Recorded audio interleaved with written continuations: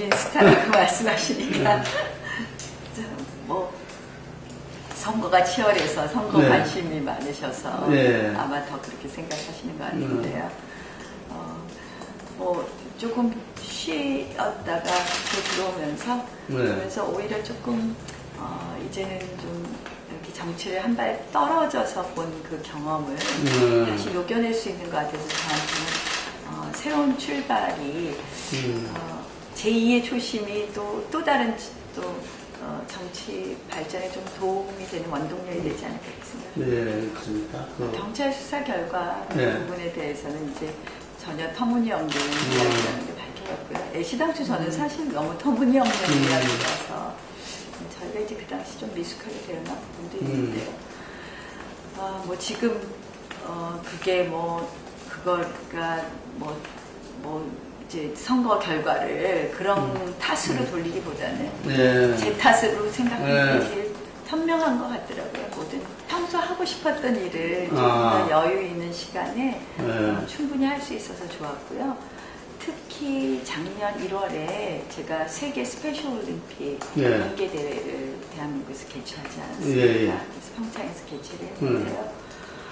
막상 이제 2011년이죠. 2011년 10월 말에 이제 서울시장 선거가 끝나고 나서 2013년 1월 세계 동계대회까지 1년 동안 정말 제 모든 에너지를 그 동계대회를 성공시키는데 쓸 수 있어서 정말 그 대회도 보람되게 끝났고요.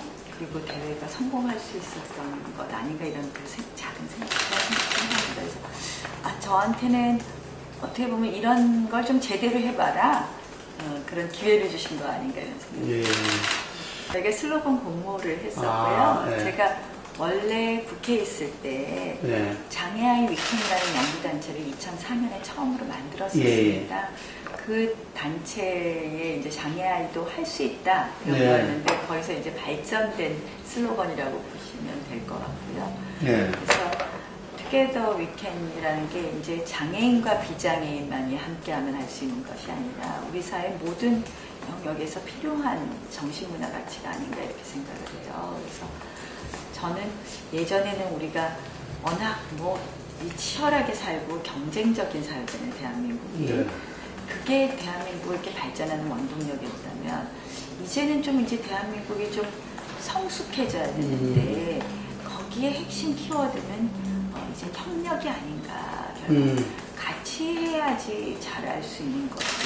나 혼자 빨리 달린다고 해서 우리 사회가 성숙되기는 어렵거든요. 그래서 저는 모든 문제가 이게 법으로만 안 되는 문제가 있다고 생각합니다.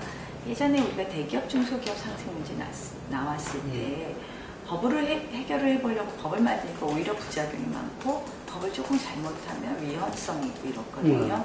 그러니까 결국 그러한 정신문화 가치가 우리 생활 속에 녹아 있다면 자연스럽게 해결될 수 있는 거라고 생각을 합니다.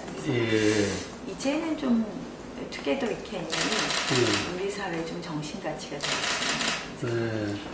제가 이제 그동안 롤이 주로 대변인, 또 아주 쟁점 법안에 있는 위원회 간사 이런 역할을 하다 보니까 TV 토론에도 항상 한쪽에 TV 토론도 주로 이제 우리 여당의 대표해서 나가서 그런 입장을 대변해야 될 경우가 많았죠. 그런데 그 재미있는 말씀을 드리면 TV 토론할 때요.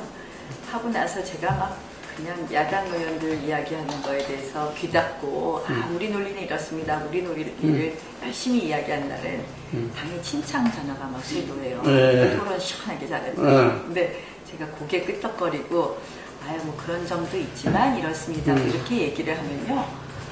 토론 팀이하게 했다고 막 비난 전화가 쇄도한답니다. 근데 이렇게 제가 한 걸음 떨어져서 보니까 우리가 핵심 지지층에 너무 핵심 지지층만 바라보면 때로는 우리가 지켜야 될 가치에서는 핵심 지지층을 바라보고 해야 될 때가 있습니다. 근데 여야 모두 핵심 지지층만 바라보고 나만 이기겠다는 생각으로 한다면 결국 누구도 이기지 못한다.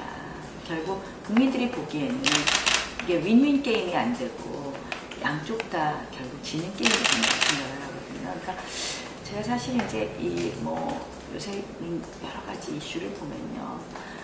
예전 그 여야 협상했던 생각이 나요. 그러니까 그 당시 이제 뭐 저희도 여기까지는 되고 절대 양보 못하는 선이 있긴 하지만 야당이 주로 얘기하는 게 우리 뒤에 시민단체 때문에 우리는 더 이상 양보 못한다 이런 얘기를 많이 했어요. 네.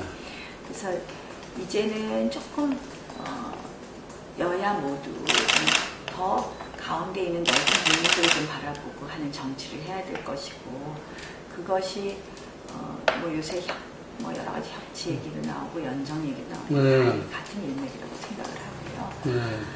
저는 그런 의미에서 국회 선진화법에 대해서 우리가 다시 검토해야 될 부분이 있다고 생각합니다.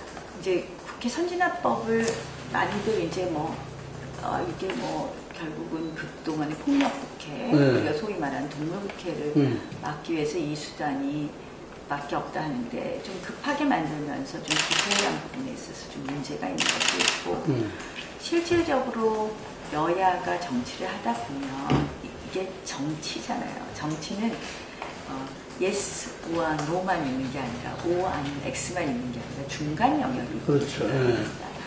예전에 여야 합의를 하다 보면 제가 여야 합의를 뭐 여당 대표 자격을 많이 하게 됐는데 우리가 합의는 못 해주지만 묵인은 해준다가 있었거든요. 다만 묵인의 강도가 그냥 해주는 거다. 이거는 조금은 저항한다. 이런 게 있었죠. 그러니까 우리가 폭력국회 같이 야만적인 국회는 없애야 되지만 이런 세모의 공간, 묵인의 공간 같은 거를 열어줘야 되고 그게 바로 정치라고 생각을 하는데요. 국회 선진화법은 지금 O 아니면 X로 지금 만들어져 있어요. 그래서 고기를 좀 터줄 수 있는 그렇지만 이제 그것이 지도부 일방적으로 뭐 얻어내리는 그런 게 안 될 수 있게 하는 그건 결국 공천제도 개혁하고 관련되죠.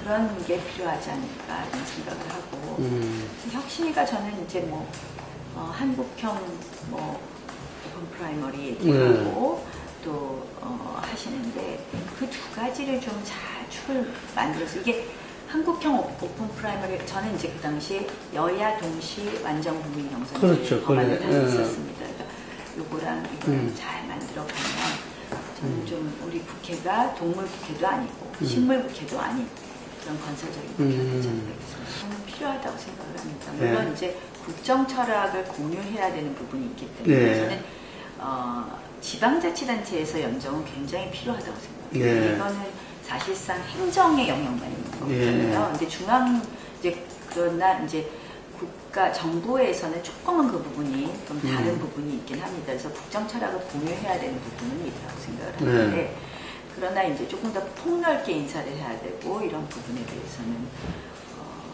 공감을 하고요. 그 이제 뭐 지금은 너무 사실은 사회가 자꾸 갈등이 증폭되는 시기라서 이러한 부분에 대해서 우리가 조금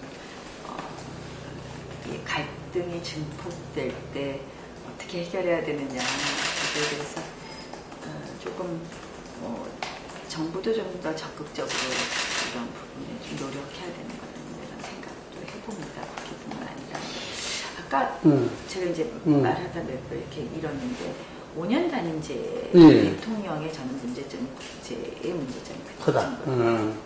그러니까 실질적으로 5년 단임이라는 게 굉장히 성과를 내기도 짧은 기간이고 그다음에 다시 평가는 없고 이러다 보니까 그 안에 급하게 성과를 내려는 경향이 있어요. 그래서 이 5년이라는 게 사실 길 것 같지만 뭐 레임도 보고 뭐 이렇게 되면 일할 수 있는 시간이 1년 어물어물하고 그 뒤에 2년 힘 빠지고 2년 정도밖에 없거든요. 근데 지금 이제 저희는 안타깝게 지금 이 세월호 사건으로 인해서 지금 한창 일할 시기에 정부가 한 걸음도 못 나가고 있으니까 더 안타까운데요.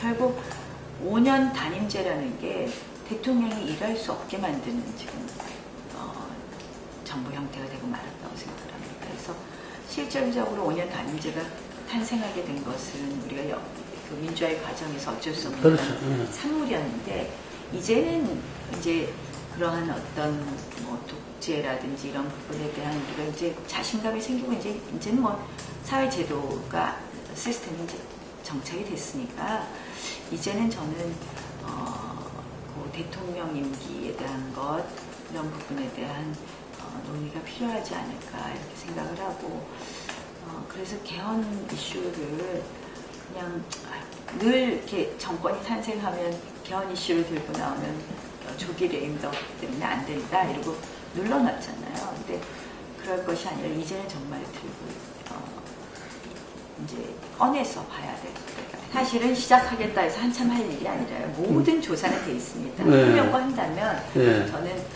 시간의 문제가 아니라 얼마나 이 집중적으로 일을 하느냐의 문제라고 생각하거든요. 그러니까 저는 혁신위도 마찬가지예요. 지금 저희 뭐 완전국민 경선제든 뭐든 국회에서 법이 통과돼야 되거든요. 그러니까 저는 이 여야 동시 완전국민 경선제는 법을 통과해서 하자는 거거든요.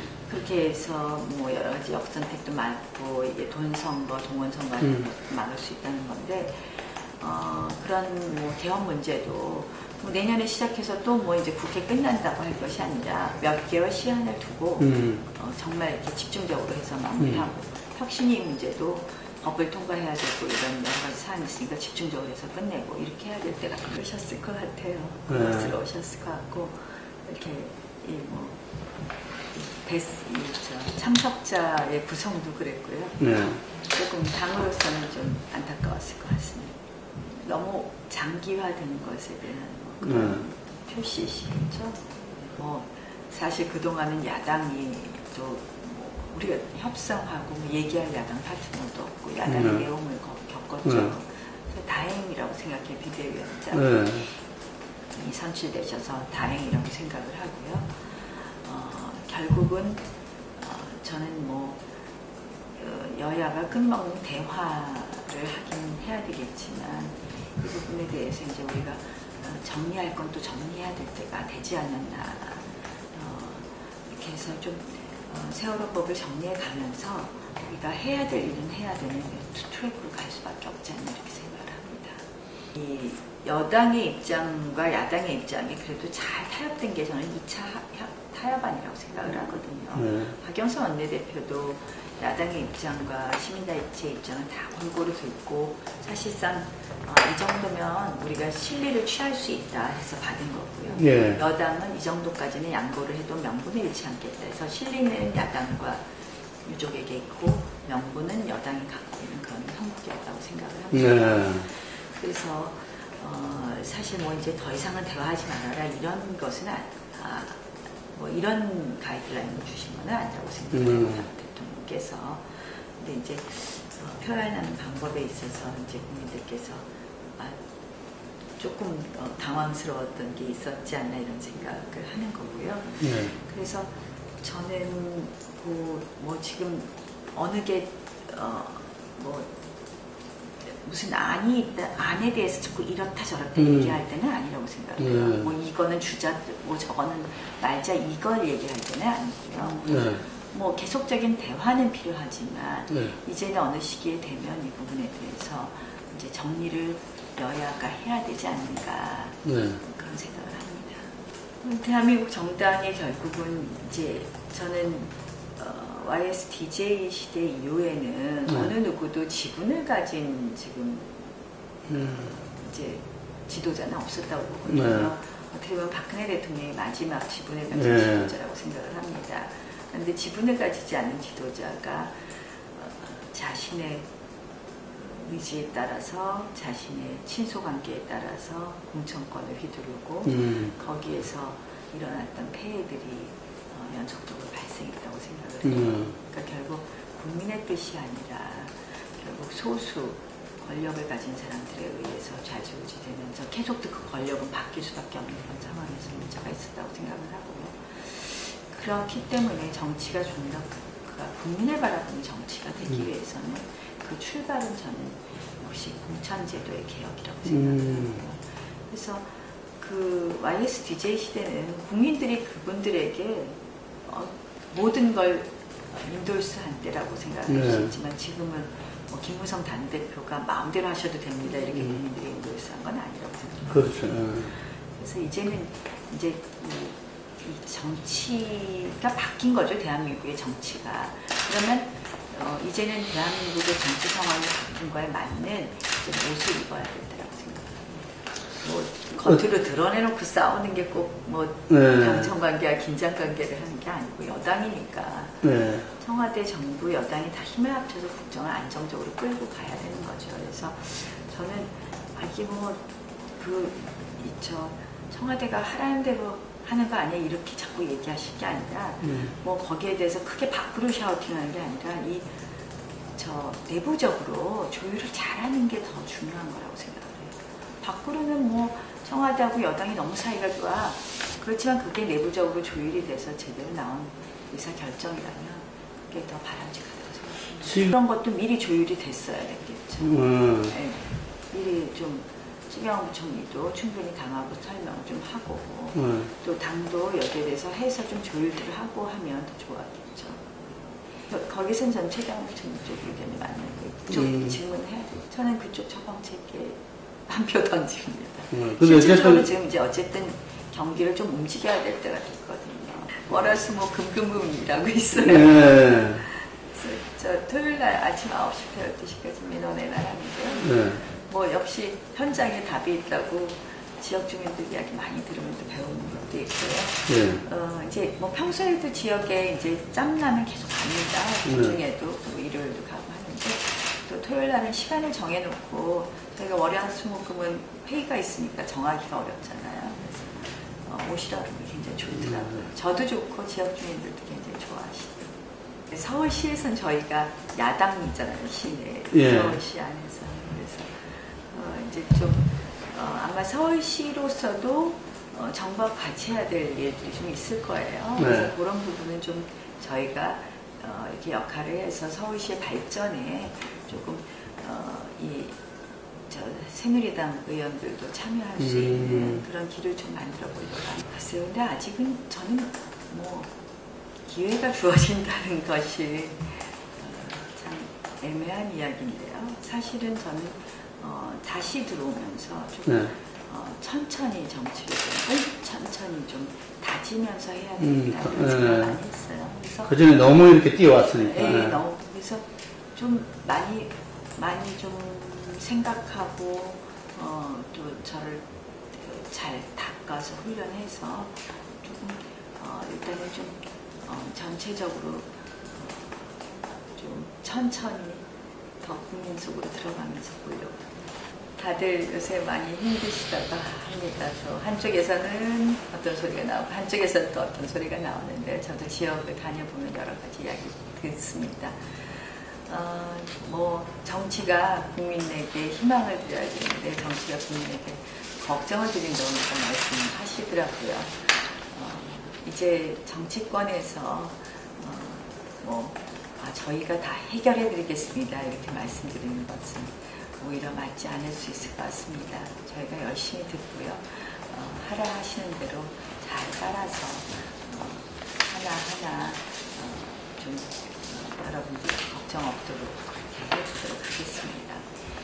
어제 제가 저희 동네 초등학교를 방문했는데 초등학교 교장 선생님이 이렇게 글씨가 새겨져 있는 볼펜을 하나 주시더라고요. 근데 거기에 목공을 해서 글씨를 새기셨는데 군수 천하비 이렇게 써 있습니다. 뭐냐 군주가 수척해지면 천하가 평화롭다 이런 뜻이라고 합니다. 그래서 정치인들은 모름지기 수척해질 정도로 일해야 된다라고 말씀하시더라고요.